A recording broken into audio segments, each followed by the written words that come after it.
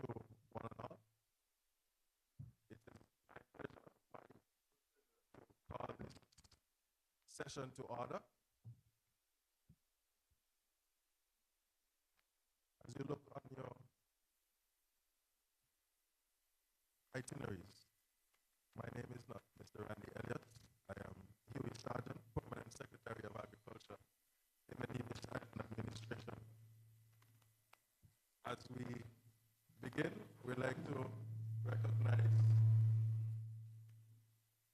God, and at this time I will ask Mr. Randall Thompson, Director of Marine Resources, to bring us a word of prayer.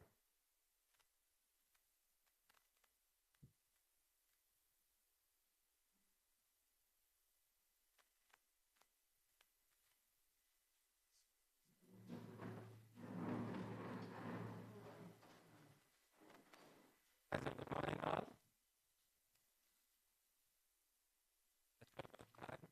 All heads close our eyes, please. Father, we thank you for today.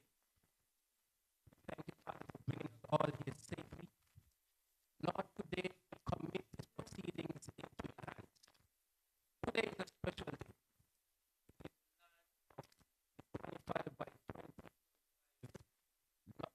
plans for reduction of food imports for this country, for this nation.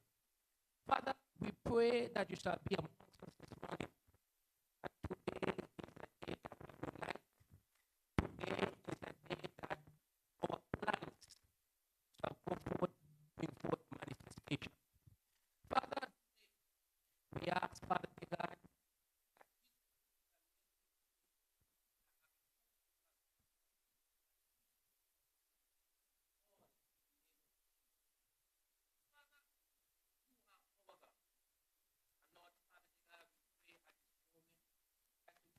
everyone who has had a hand in this proceeding, all the Father, we ask for grace to touch our ministers, our PCs, all heads of division departments. Father, this is the way for us to move forward. Father, thank you for all that you have done for this nation. And Father, we look forward for all that you shall do for this country, for agriculture and fisheries. In the name of Jesus Christ, we pray. Amen. Amen. We shall proceed now into a moment of silence. Continue to stand, please. Sorry. We shall proceed into a moment of silence to pay respect to Dr. Lesroy Henry, our former Director of Agriculture. We will give a moment of silence for 1 minute.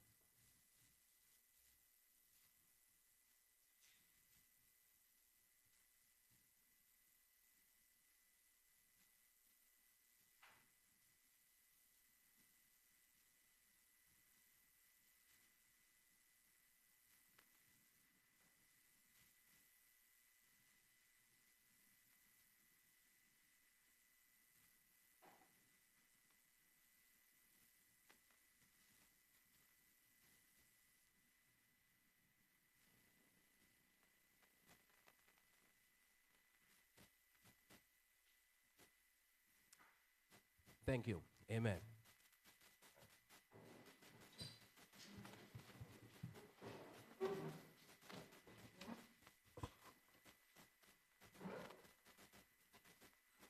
Thank you very much. Let me recognize Minister of Agriculture, the Honorable Samuel Duggins, Minister of Agriculture for the Nevis Island Administration, Honorable Eric Evelyn, Permanent Secretary of Agriculture, Mr. Miguel Fleming, Director of Agriculture in St. Kitts, Ms. Janelle Kelly, and the Director of Agriculture for the Nevis Island Administration, Mr. Randy Elliott. I'd like to recognize other directors within the ministry and throughout St. Kitts.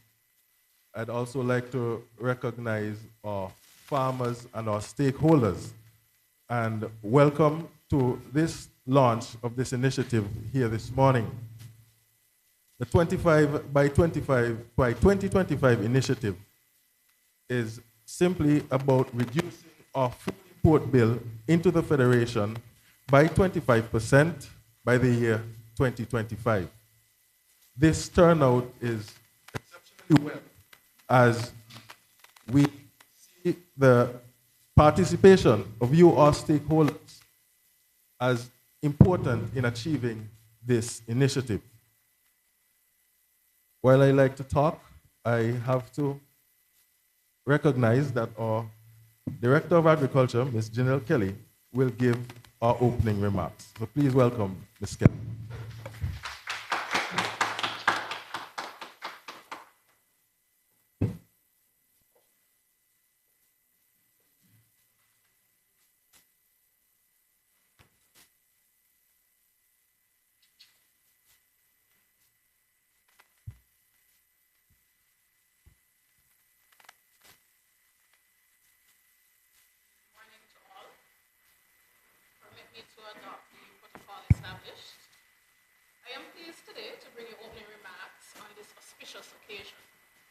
Today's launch marks a pivotal moment in our agricultural history, where we'll be journeying towards strengthening our food systems and transforming the sector to help ensure food and nutrition security and safety. I want to begin today with an excerpt from the 2022 report, Regional Food Production and Productivity Towards a Sustainable Import Replacement Program, 25% by 2025 reduction. Agriculture remains a major pillar of Caribbean community member states' economies and has the potential to build economic resilience and drive inclusive socio-economic development of the region, particularly given current challenges being faced as a result of the COVID-19 pandemic. The sector represents opportunities in several areas of employment generation, wealth creation, food and nutrition security, and increased economic activity. These include primary production, import substitution, manufacturing, agro-processing, intra-regional trade, digitalization, and e-commerce.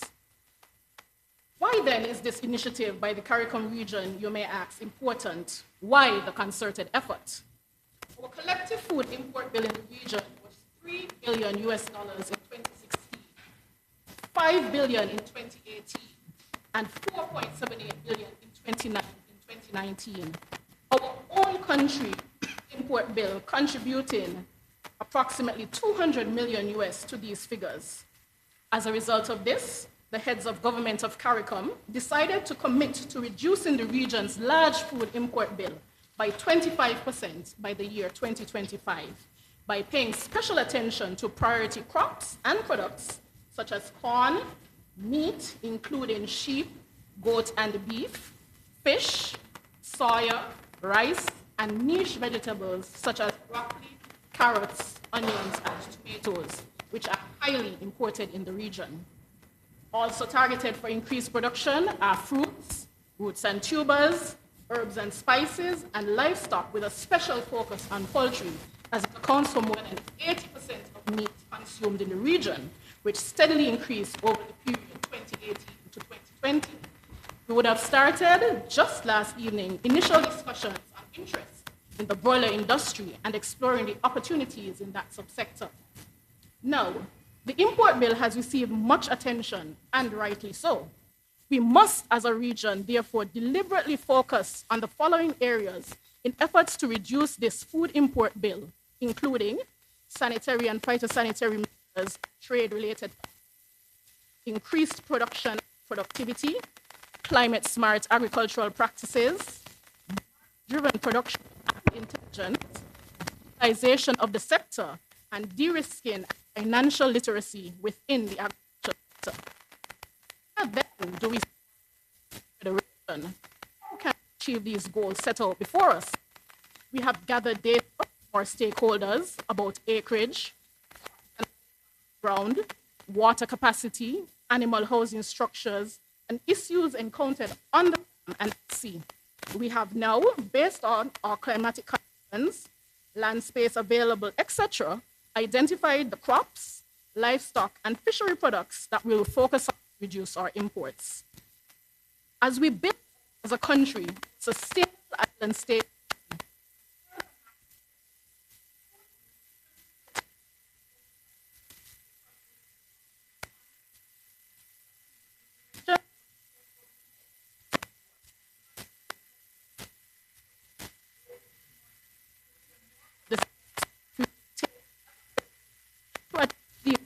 on our path to sustainability and resilience in the food sector.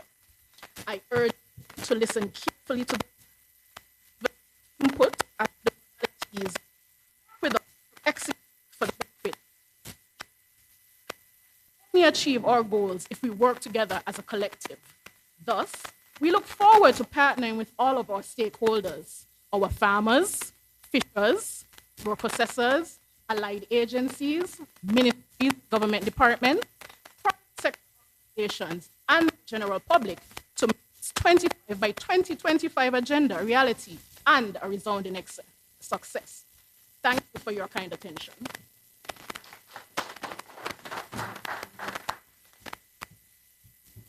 Thank you for your remarks. I find it creative. Next, our program, we have remarks by the Minister of Agriculture in the Nevis Island Administration, Mr. Eric. I must say that when the initiative was accepted in the Federation, one of the first stops Minister Duggins made was to our Minister of Agriculture on Nevis, because we felt that this indeed a federal initiative. So I now invite in context Eric to deliver.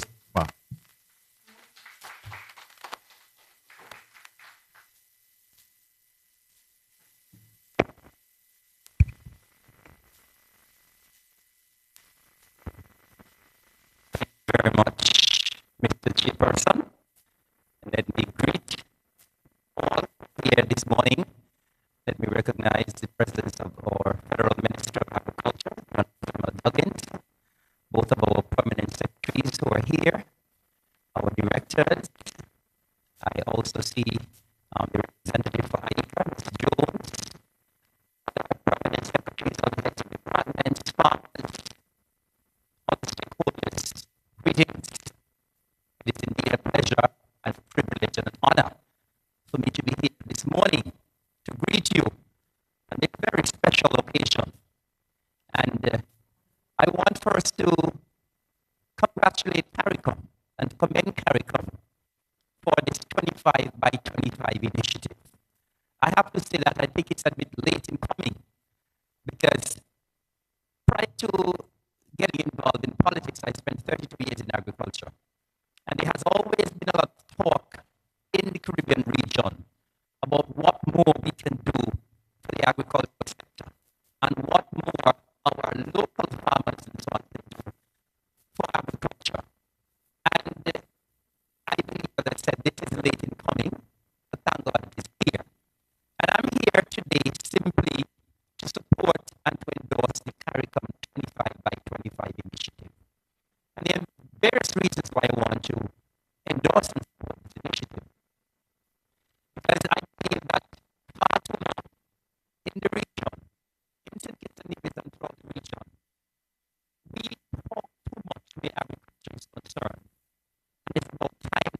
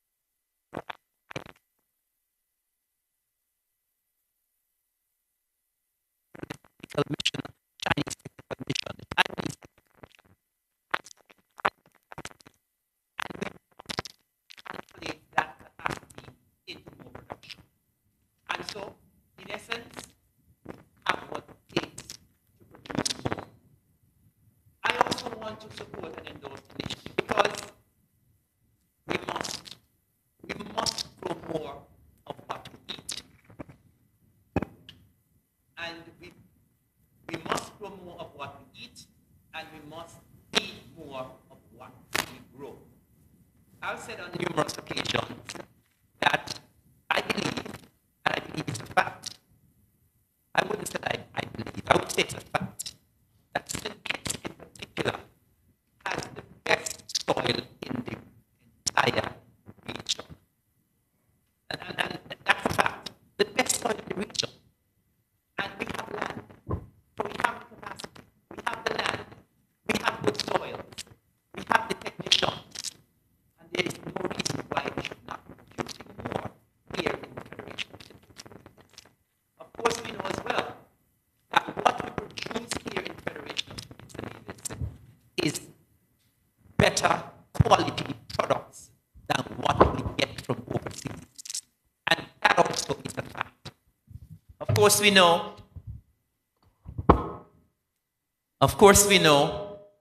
that when we go to the supermarket, sometimes we tend to gravitate towards the imported products.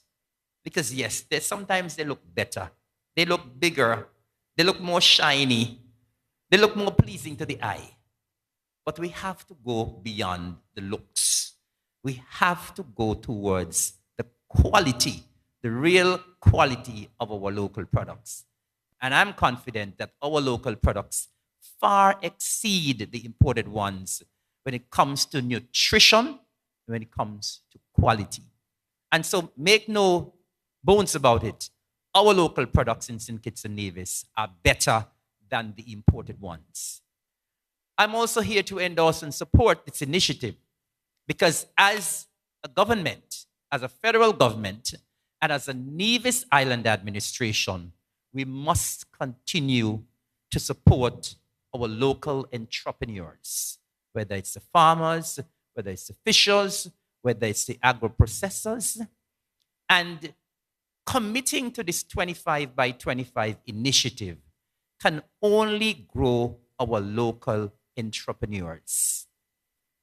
Because of the fact that we need to produce more, our local entrepreneurs must rise to the challenge.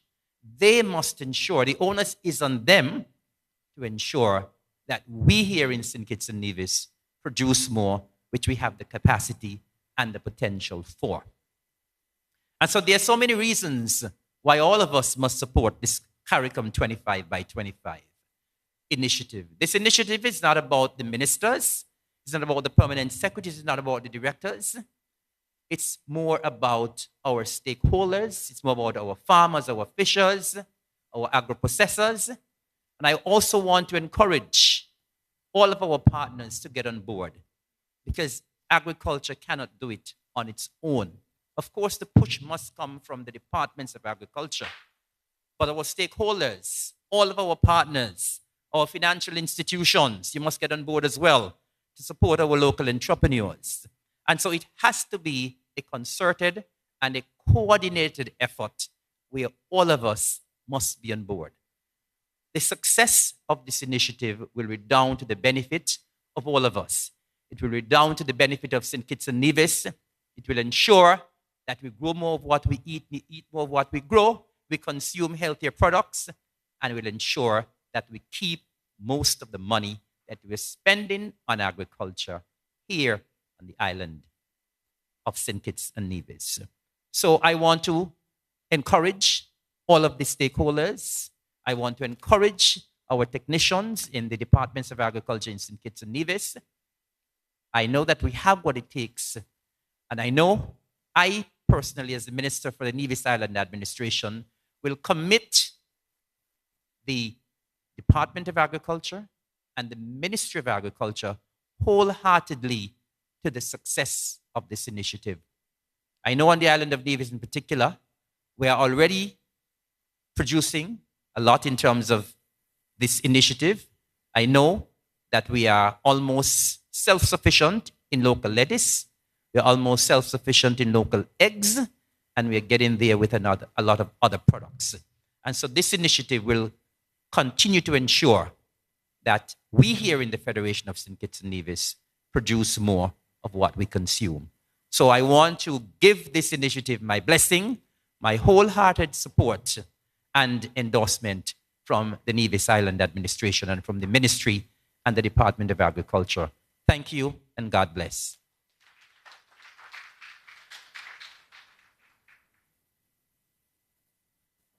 Thank you, Minister Evelyn, for that very comprehensive commitment to the 25 by 25. Moving right along, we now invite the Minister of Agriculture for the federal government, Honorable Samuel Duggins, to bring some remarks.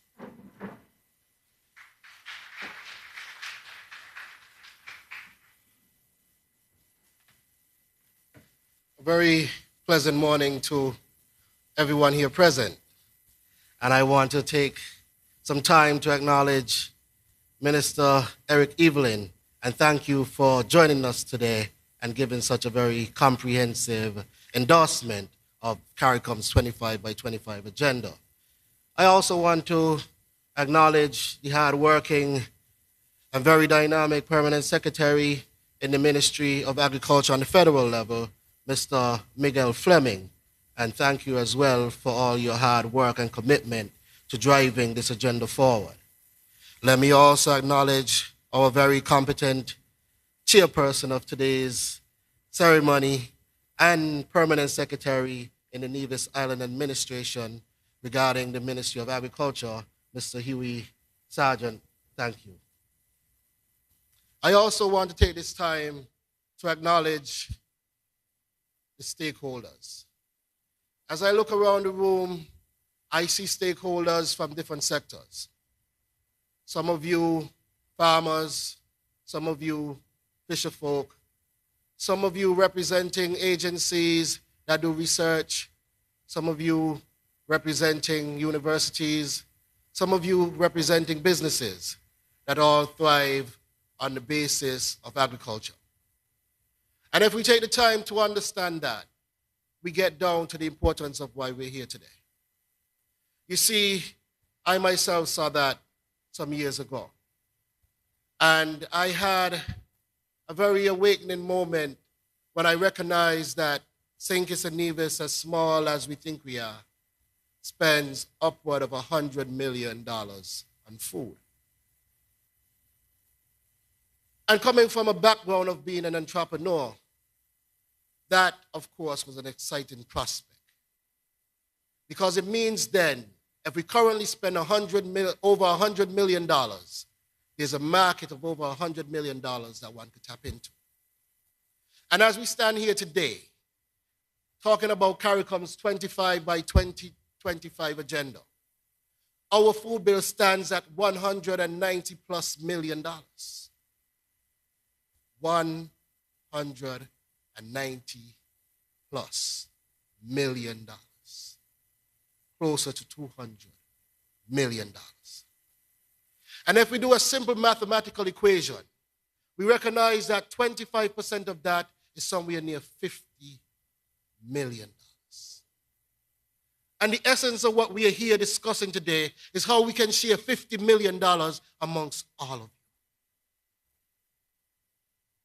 But of course, that $50 million is not just cash in hand.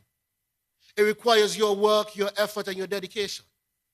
But ultimately, with that, there's a guaranteed $50 million that's being spent annually that should go and be shared amongst all of you. My job here as the Minister of Agriculture is to ensure that that $50 million is going to you. But how do we do that? We must ensure that our people have the competence. And so, when I just got back from Costa Rica, and I want to say thank you to AICA for extending an invitation to taking me to Costa Rica. And your hospitality, again, I'm grateful.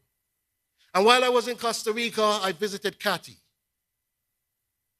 famous university that's driving agricultural research throughout not only the region of the Caribbean, but also the Americas. And one of the things I was astonished by It's the amount of work that is going on at Cathy in driving research in resilience to pests, drought, enhancing our food so that it is more productive for our people. But one of the things that I was highly disappointed by is that I learned about Cathy on this trip. And what does that mean? We are somehow disconnected from the good work that is going on one end, and that reaching our people. And sometimes it's only in these travels that you recognize how to bridge the gaps. And so I have extended an invitation to the director of CATI, who has graciously accepted. And we are now making arrangements to have him come in and discuss the way forward in agriculture with our people. Because you see, Cathy is not just driving agriculture for the Caribbean. Where Mexico is, where Belize is, and all of the countries that we recognize as advanced agricultural countries, even Costa Rica, Cathy is part of that evolution. And what will it mean to have somebody like that come to St. Kitts Nevis and impart knowledge to our people? It means then that the acumen of our farmers will be improved. Our farmers will be better able to harness that $50 million. The selection of crops, the idea of how to structure agriculture businesses, the importance of establishing and structuring cooperatives, the idea of how to access financing and ensure that your books and everything are up to date. How do you incorporate our tourism sector into your agriculture? These are the things that I am trying to bring to our people. Because there's no question the $50 million is there to be achieved. The question is, are we ready? Do we have the requisite skills to attack that market? And sometimes I recognize, as I study this agriculture sector, that in some cases we may not. We are, of course, burdened with the idea of the monkeys. And I'm happy to note that we have been looking at that issue, and we have been seeing some areas that we may be able to manage that problem. We are also in a period of extreme drought. And the truth is, this is not a St. Kitts and Nevis problem. It is a hemispheric problem. And this problem is affecting many farmers. But again, we have done what we can do, and we have sat with the Water Services Department, and we are now looking at some remedies. And I'm happy to note again, there's a positive outlook for water provision to farmers. We also have issues of connecting with markets. And in my time traveling, I have sat with ministers from the Virgin Islands. I've sat with ministers from St. Martin. I've sat with ministers from Barbados. I've sat with ministers from the OECS. And we have been structuring a plan to ensure that not only that their goods could come into St. Kitts where they are producing, but ensure that our goods can go into their countries as well. This is just but some of the work that we have been doing. But again, do we have the supply of goods to export at this point? And sadly, in many cases, the answer is no. Because one of the things that we are burdened by is an inconsistent supply. These countries, like anywhere else, and I see even in our local supermarkets, there's one request. If I'm going to buy from you, when I stock my shelves every week, are you able to supply? And if that answer is no, then there's a challenge. My job here is to ensure that answer is yes. My job here is to ensure that you have all that it takes to make that answer yes. We can do it. Minister Evelyn made it very clear. We have some of the best soil in the world. We can do it. Our weather conditions allow for growing all year, not just partially. We can do it because we have some of the most innovative, some of the most intelligent, and some of the most hardworking people here in St. Kitts and Nevis. but for far too long, there has not been a real drive with the political will to improve agriculture. And so over the last decade or more, agriculture has just been providing consistently somewhere around 10 to 15% of what we consume. Sorry, but I was a teacher. And anybody who brings me 10 to 15% was a failure. And so my job is to ensure that St. Kitts and Nevis exceeds and excels. And I know we can do it. And this time, we have to take a different approach. We have to do things a little bit differently. We have to embrace innovation. We have to embrace the way forward. We have to harness the collective knowledge of our stakeholders on the ground, our stakeholders in the region, and our stakeholders internationally. We must do everything that we can to ensure that we bring all the resources, all the knowledge, all of the will, all the support, and centralize it, focus it, because $200 million is not impossible to achieve. We need produces $160+ million annually. Why can't we? I know we can. And with my commitment here, not only that we can, but we'll do everything to ensure that we will. Because food security, nutrition security is indeed a must for St. Kitts and Nevis.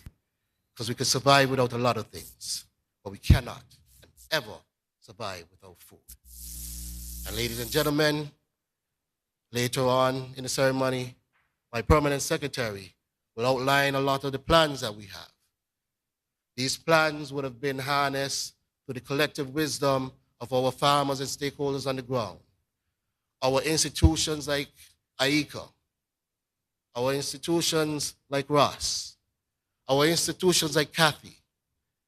It's also collectively developed by the experiences of ministers and departments around the region and around the globe. We tried to pull all the knowledge that we could to make sure that our plan was one that could reap success. Because, sorry to say this again, I cannot leave here at 10 to 15%. And you have my commitment, with your support, with your help, that we all will be able to get our fair share of that 25%, our fair share of that 50 million, and our fair share of driving St. Kitts and Nevis to become the most food secure, sustainable island state in the world. I believe we deserve the best, and I'm committed to bringing the best. Thank you. Good morning.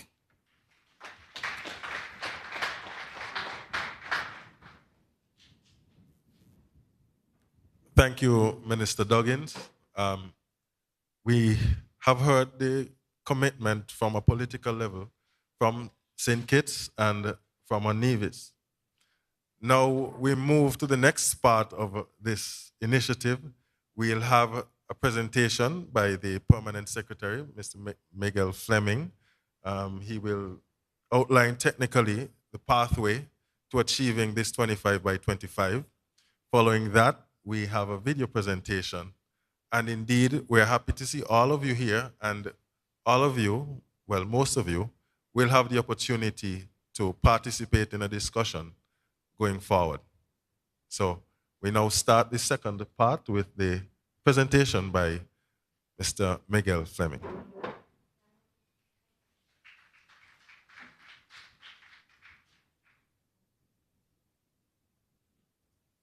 Good morning, everyone. I'm happy to see so many of you here.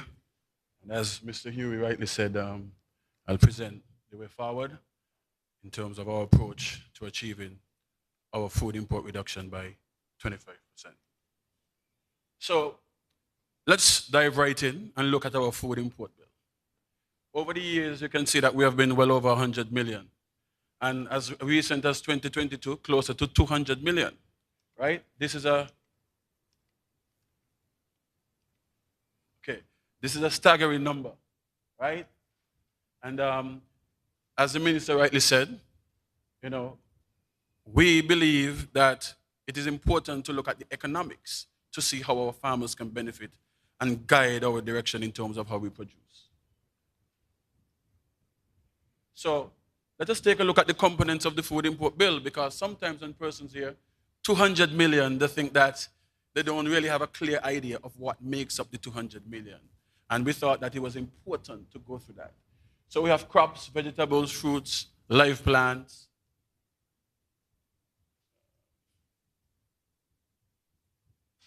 livestock, meat, live animals. We have things like flour, alcohol, butter, milk, and cream, and cheese. And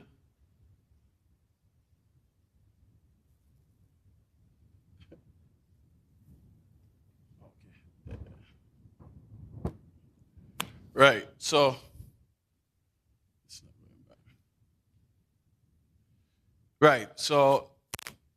let's move on. So let's look at the comparison of the meat imports. We can see over the years, for the past 5 years, chicken has been dominating our livestock meat imports, right? And that is why last night we had a meeting with persons who might be interested in being a part of the broiler industry. Just in 2022, just in 2022, you can see we were almost at $20 million worth of importing chicken meats.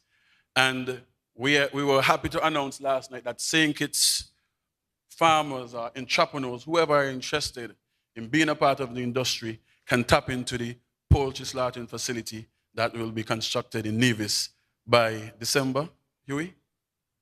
Right? So we can move on. Yes, and then we can also look at the fish imports. So these are the major contributors to our fish imports. We have the shrimp, the salmon, the tuna, the swordfish, the snapper, and the lobster. Some, of course, what we can do, and some what might be a little bit difficult because of our comparative advantage. So we want to ensure that whatever we are targeting makes sense in terms of feasibility, because some of the items, when you look at the comparative advantage, would just not be economical for us.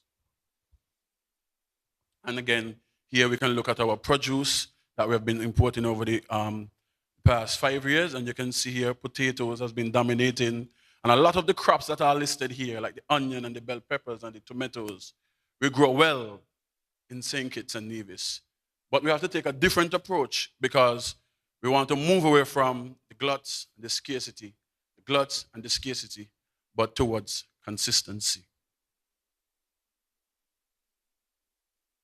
So our target, when we look at it, is just over $45 million. And you can see the area of contribution. Livestock, of course, dominates the picture with 67%, because, again, chicken is about $20 million, close to $20 million per year. And then we look at crops and the fisheries and agro-processed goods. And the reason why agro-processed goods is listed here, because when we look at flour, right, we import about $8 million plus per year. But we may not be able to target that type of flour, but we have the potential to look at import substitution, like the banana, the breadfruit, the pumpkin, the cassava, and this is the direction that we're going, because we believe in these areas we can have some import substitution. So that is also listed here. But could you imagine what $45 million can do for the Federation of St. Kitts and Nevis? So just to give you a brief overview of the current situation and the grounds in terms of our agricultural sector. In terms of crop production, you have over 415 farmers. And when I present here, I'm presenting on both St. Kitts and Nevis, so the numbers represent both St. Kitts and Nevis. And we have land size ranging from 0.25 to over 20 acres. We have greenhouse production, an open field with a wide range of crops, such as roots and tubers, vegetables, and fruits.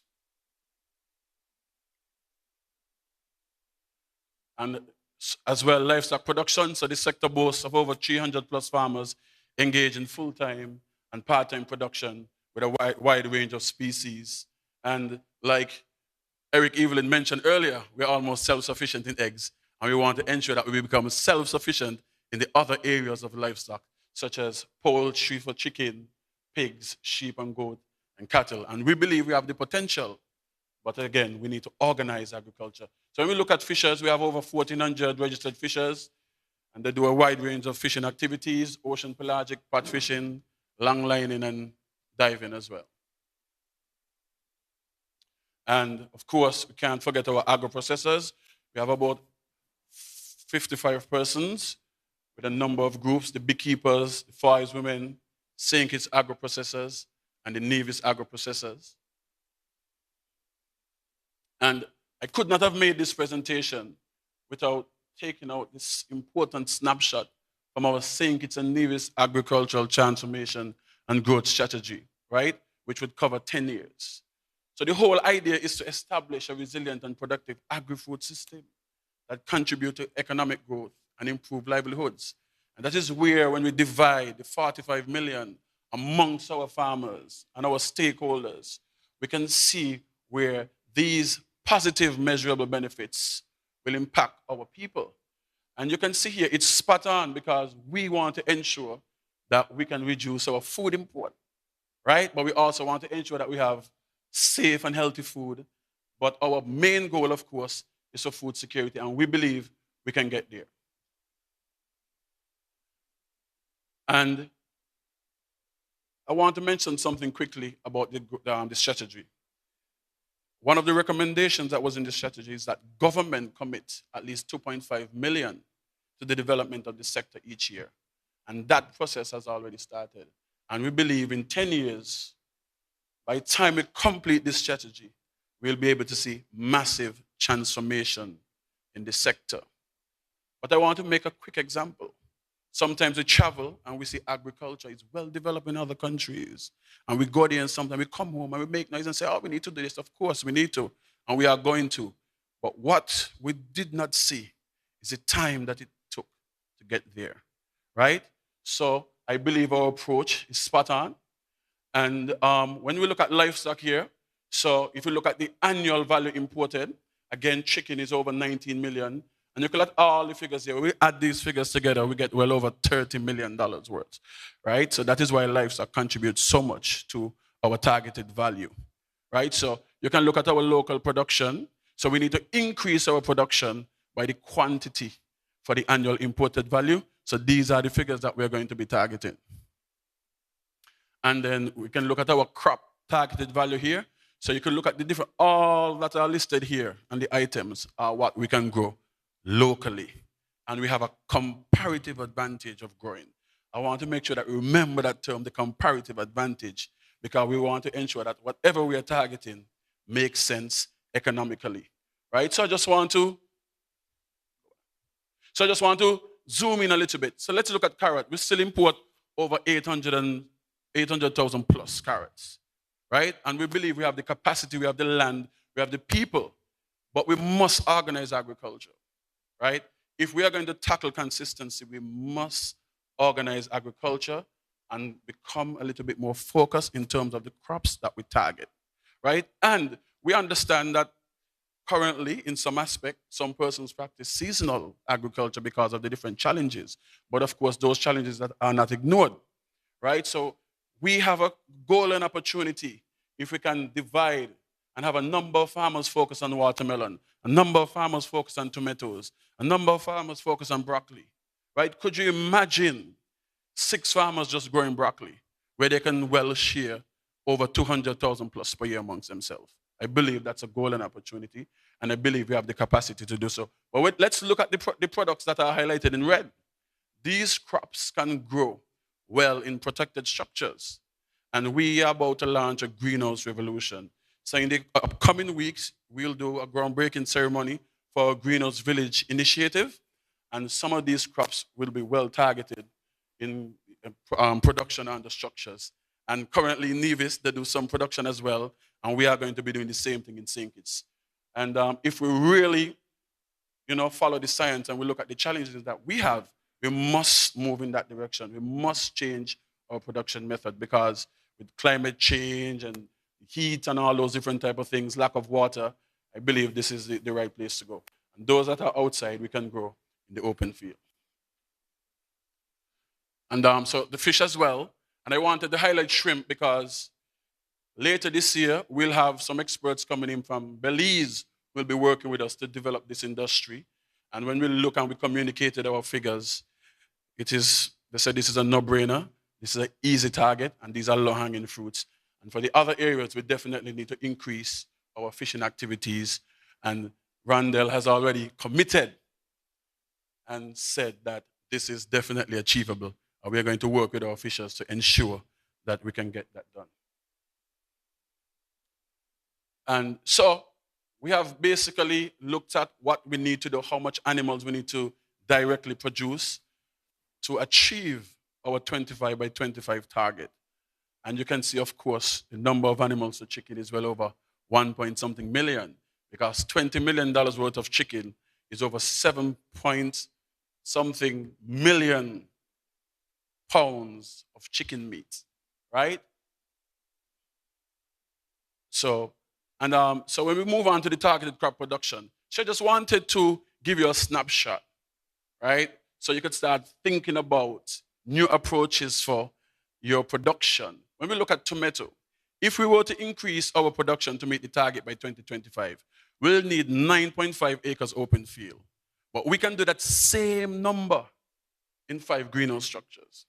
So what we are also saying, we're not just going to meet the $45 million plus mark, but we'll definitely be able to go over that mark and tap into the region and export some of our products.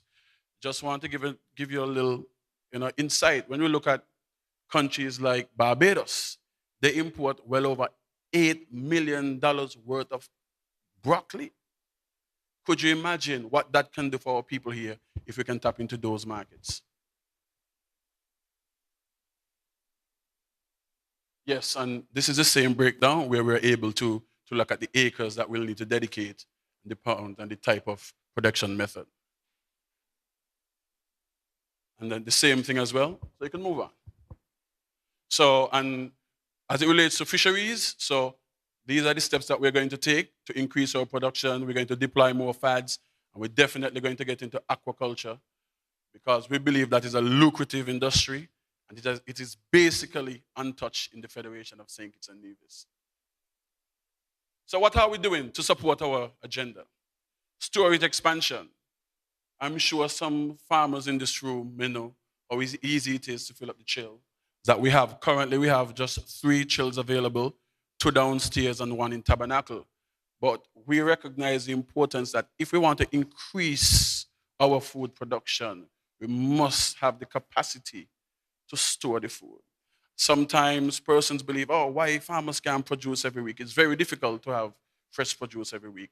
But if we can produce enough, and we can have our planting cycles and point, and we have enough in storage. So when Rams call, Best Buy call, we are able to just go to the storage refrigerator, and then we have them delivered to the supermarkets. So that is what we're going to do. And this is 6 of them, and 3 out of the 6 are going to be freezers, so we can target crops like the broccoli and the sweet corn, which requires very low temperature storage, like 0 degrees Celsius. And marketing as well. So we believe with that, we'll be able to organize production, improve our packaging, and reduce spoilage. We lose a lot of food every year due to spoilage and post-harvest practices. And that is why this storage expansion is important, because we can now dedicate similar crops to each refrigerator that requires the same temperature. You don't want to have a case where you have 4 or 5 different crops in one chill, and one might be ethylene sensitive, where one releases a gas that causes another to spoil. And it's unfair to you as the farmers who are going to be bringing your produce here. So we believe that is forward thinking, and we're moving in the right direction. So feral animal control, that has been a serious issue. Mostly monkeys and pigs for St. Kitts, but all 3, I assume, for Nevis, with donkeys, right? And we're definitely increasing our culling efforts.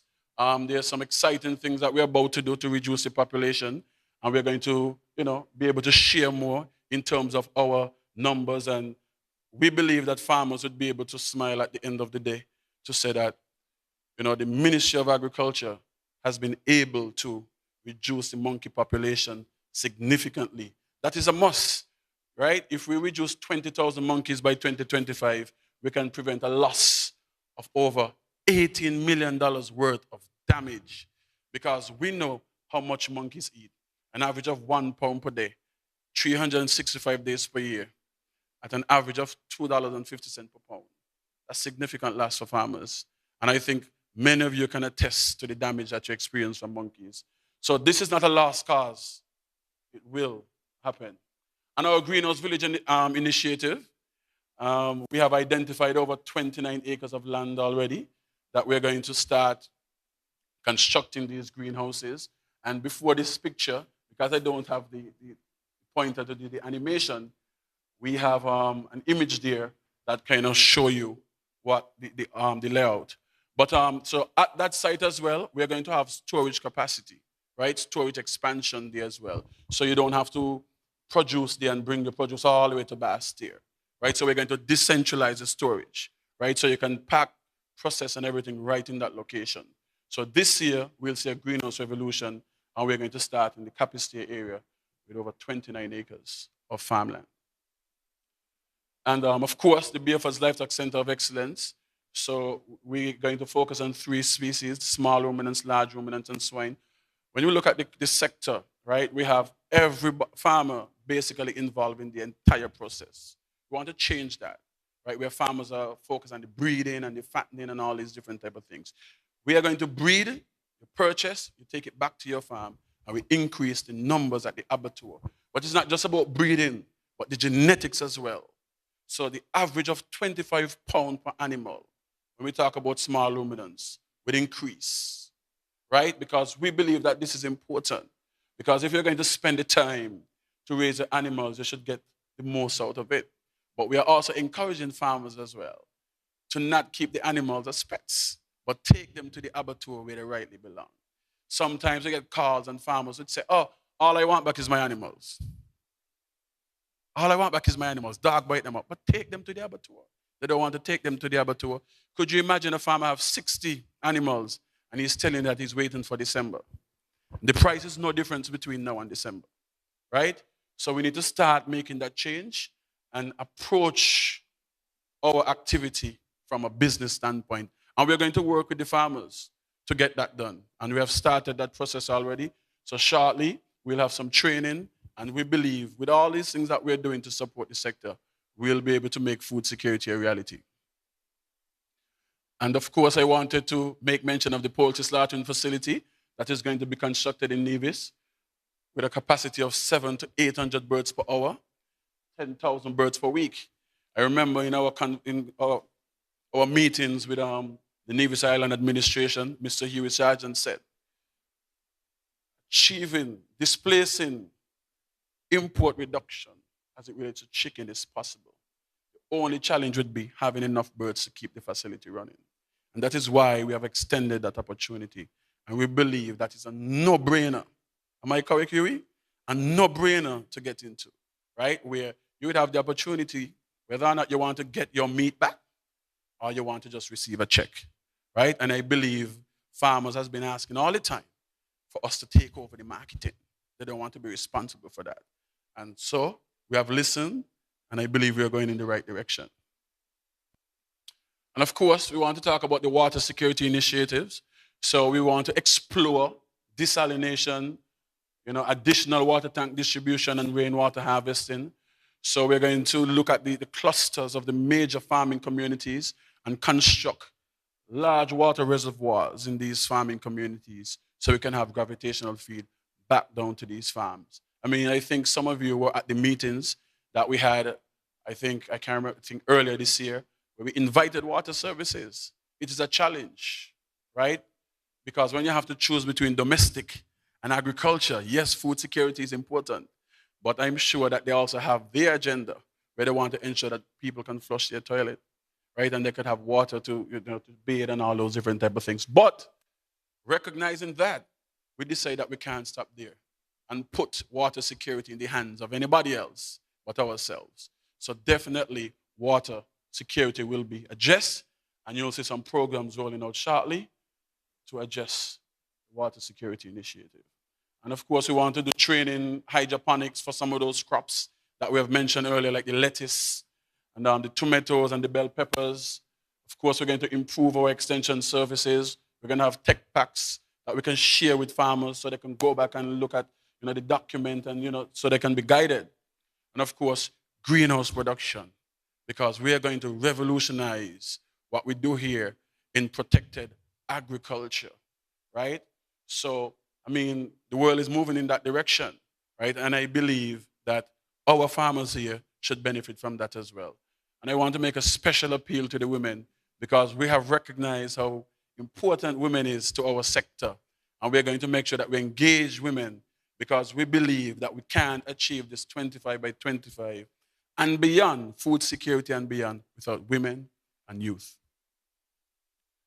And of course, I wish I was able to show you the other picture under that.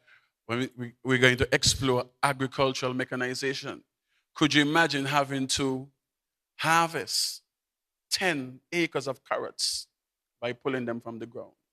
So that is why we are now looking at harvesters, combine harvesters, right? We are procuring more tractors so we can improve on our land preparation services in a timely manner, but also to ensure that when you grow 10 acres of carrots, or sweet corn, or potatoes, or whatever it is, we can come and assist you with harvesting these products. So you don't have to have that labor-intensive work, right, of harvesting so many acres of produce.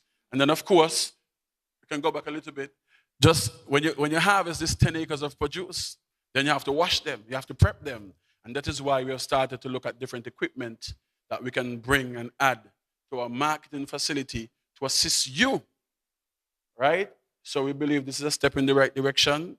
And as we continue to roll out these programs, I believe these would be exciting times for our sector. And of course, aquaculture. So we're definitely going to be targeting shrimp production, snapper, seaweed, and tilapia. And these are all opportunities, right? We want to empower our people because we believe once we empower our people, we want to create more employers, but in the farming community as well, right? I was happy when I looked at this gentleman at the front when he was, putting out ads to get persons to work for him. That is what we want, right? More farmers becoming businessmen and women so they can afford to employ people. So our future goal is to, of course, reduce our food imports. That is top of our priority. And at the same time become net exporters, improve livelihoods, job creation. This is the end of my presentation. Thank you for listening.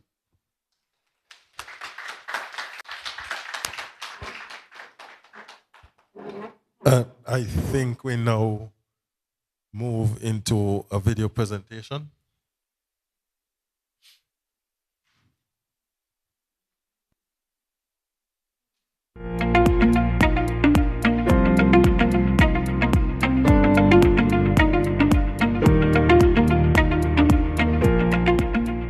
Heads of government of CARICOM have committed to reducing the region's large food import bill by 25% by 2025. The implementation of the CARICOM Agri-Food Systems strategy in the member states is expected to help achieve this target by giving special attention to priority crops and products such as poultry, corn, soya, meat, rice, and niche vegetables, which are highly imported products in the region. St. Kitts and Nevis, with its thrust towards food security, is positive that our contribution will reduce the region's food import bill. There are several initiatives that will contribute to the success of our commitment. These include the construction of greenhouse villages to target specific crops, increasing our storage capacity by adding more chills and freezers, the Bareford's Livestock Center of Excellence for animal supply, construction of a hatchery as well as a poultry processing facility, the increased deployment of fish aggregating devices, the addition of ice facilities for fishers, and the introduction of aquaculture for shrimp and tilapia production. Our farmers and fishers are ready. And as the minister responsible for transforming the sector, my ministry is committed to providing the necessary support for St. Kitts and Nevis to become a food-secure, sustainable island state.